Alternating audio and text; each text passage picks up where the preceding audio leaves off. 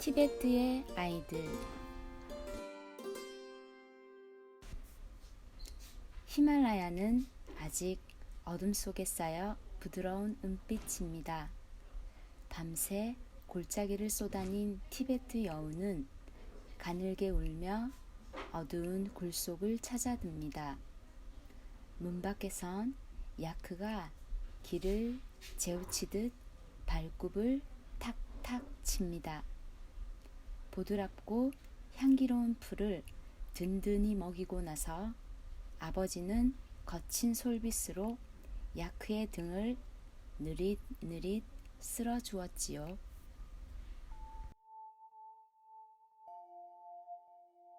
어머니는 새벽 어스름 속에서 조용히 움직입니다. 일부러 신령한 우물까지 가서 물을 길어 왔습니다. 깔마가 등불을 켜자 방안이 확 밝아집니다. 뺨이 볼록한 아기 빼마는 포대기에 돌돌 쌓여 있습니다.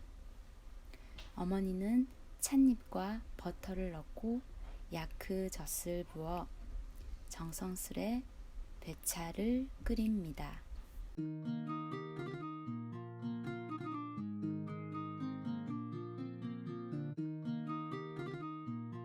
늘 하던 일이건만 손이 조금 떨립니다. 히말라야 능선이 더 환해지기 전에 어머니는 마지막 식탁을 서둘러 차립니다. 별이란 이름의 9살 깔마는 바로 오늘이 집을 떠나는 날이란 걸 알고 있어요. 어머니와 동생의 눈이 왜 빨간지도 물론 알지요. 막내 여동생 빼마만 아무것도 모릅니다. 연꽃이란 이름처럼 꽃잎에 쌓인 듯 곱게 잠들었어요. 식탁에는 짬바와 양고기찜과 뜨겁게 구운 박뇌가 올랐어요.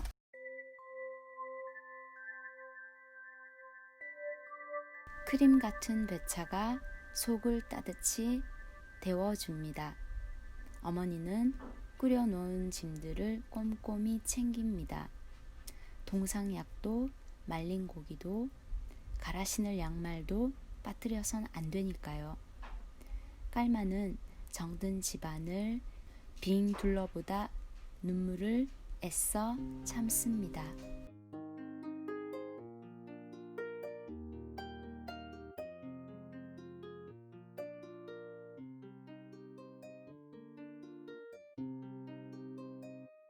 그러고는 빼마를 포대기로 단단하게 들쳐안고 씩씩하게 나왔습니다.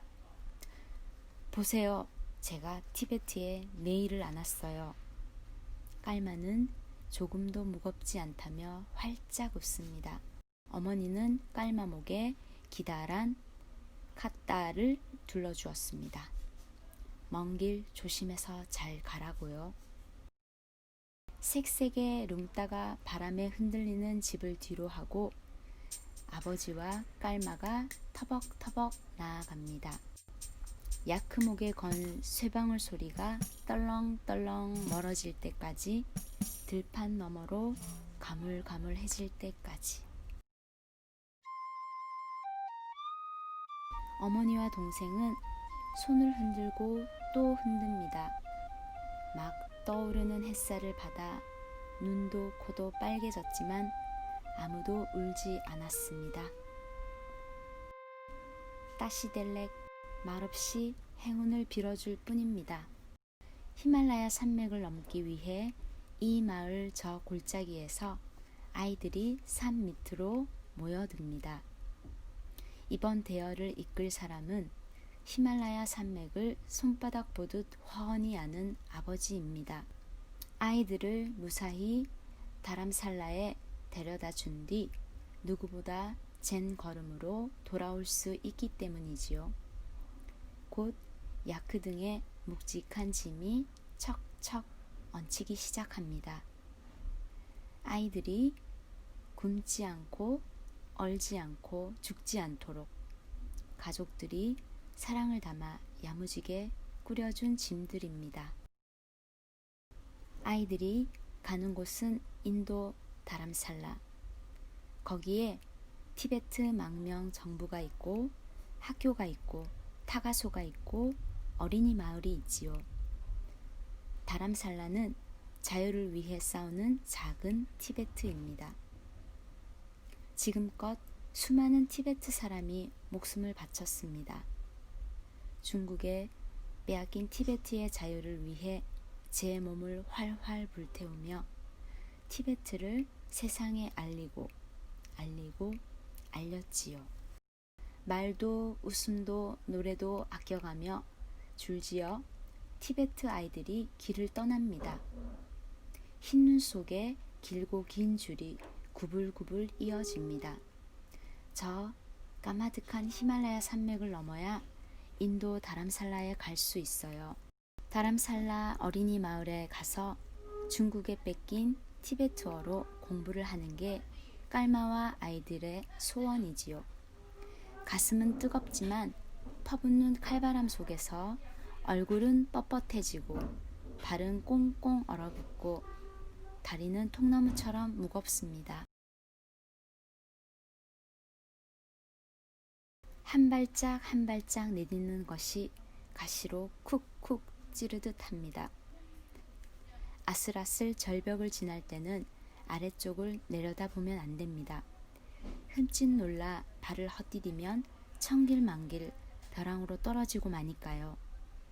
곳곳에 숨어있는 얼음 구덩이도 피해야 합니다. 얼음물에 빠지면 온몸이 꽁꽁 얼어버릴 테니까요. 물살 빠른 강이 앞을 가로막자 아버지는 냉큼 헤엄쳐 건너가 말뚝을 받고 긴 밧줄을 단단히 묶었어요. 밧줄에는 고리를 매달고 야크와 짐들을 단단히 매달았습니다. 야크가 놀라지 않도록 토닥토닥 달래는 것도 잊지 않습니다. 야크가 밧줄에 뒤뚱뒤뚱 매달려 물을 건넙니다. 아이들 사이에서 이내 깔깔 웃음이 터졌지요. 건너편에 닿자 그제야 와 하고 손뼉이 쏟아집니다. 이제 아이들이 물을 건널 차례입니다. 아버지가 건너와 한 명씩 도와줍니다. 머리 위로 짐을 바짝 치켜들어 젖지 않도록 해야 해요. 다 건넌 뒤에는 얼른 마른 옷으로 갈아입고 마른 양말과 장갑을 껴야 합니다. 그렇지 않으면 동상에 걸려 살이 썩어 들어가니까요. 밤이 되면 산속은 머리카락까지 꽝꽝 얼어붙을 정도로 춥습니다. 다시 길을 갑니다. 아른아른 해비치는 따스한 언덕배기가 나타났어요. 떠들썩하게 부스럭거리며 박래와 말린 고기를 뜯어 먹었어요. 깔마는 빼마에게도 방금 짠 진한 야크젖을 배물리 먹였지요. 빼마야 서로 앞다퉈 빼마를 어르자 빼마가 까르르 웃습니다. 아이들도 함께 해맑게 웃었지요.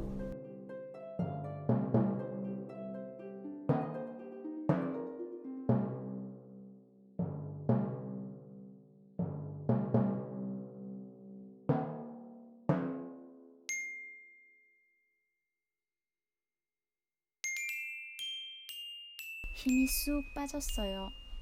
영하 40도로 내려가는 밤에는 그대로 얼어 죽을 것만 같습니다. 어지럽고 춥고 지쳐서 견디기 힘들었어요. 아, 불지 펴진 집으로 돌아가 배차를 마시고 싶다. 아이들은 눈만 감으면 같은 꿈을 꾸었어요.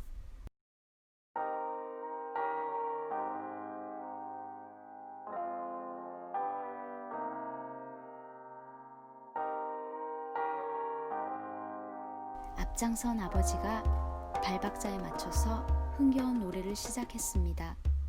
아이들도 신이 나서 따라 부르기 시작합니다. 발걸음이 노래에 착착 맞아졌어요. 노래가 시들할 때쯤이면 누군가 구호를 외쳤지요. 처음엔 낮게 울리던 구호가 나중에는 한 목소리로 우렁우렁 산맥을 울립니다. 베랑젠, 베랑젠, 프리티벳, 프리티벳.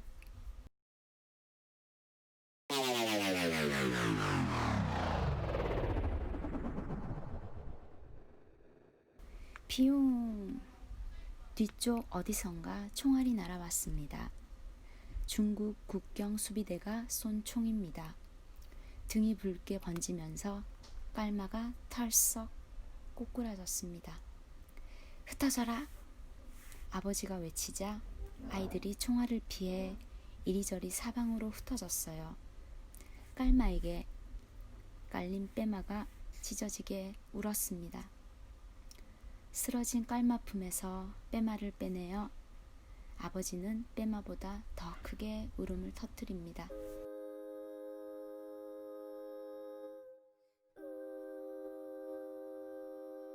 아버지는 피 묻은 포대기로 빼마를 들쳐 안았습니다.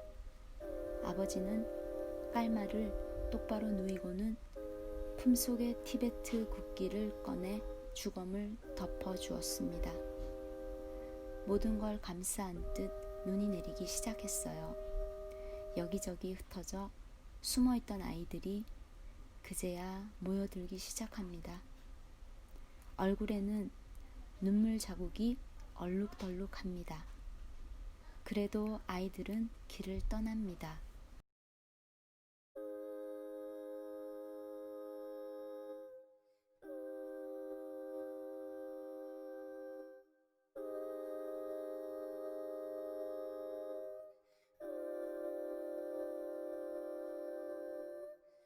눈 위에 붉은 피가 번져갑니다.